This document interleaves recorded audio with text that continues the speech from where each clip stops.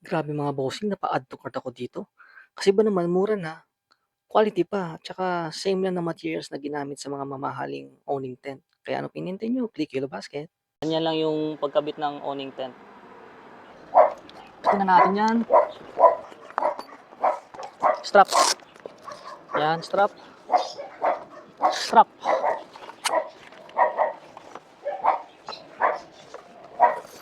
Yan, okay. Yun.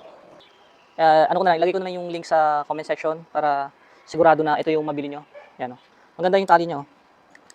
Yan, ito panlupa, ah. Yan. Ganda siya. Waterproof. Tsaka ito, tricky lang. Na-lulus yan eh, up and down. Na-extend pa yan. Yan, oh. Na-extend siya, yan, oh. Yan. So, ikot nyo lang para mag-lock. Para stable siya. Yan. So, yan yung itsura. Ganda. Yan. Tapos, yan, nakatago na siya. Parang dun sa kabila. Ganun lang din yun. Tapos ganito lang yung pagtupi. Yan. So may tupi naman, ha.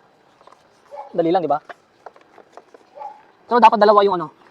Dalawa yung nagsiset up nito. Kasi mahirap kapag solo ka. Matutumba.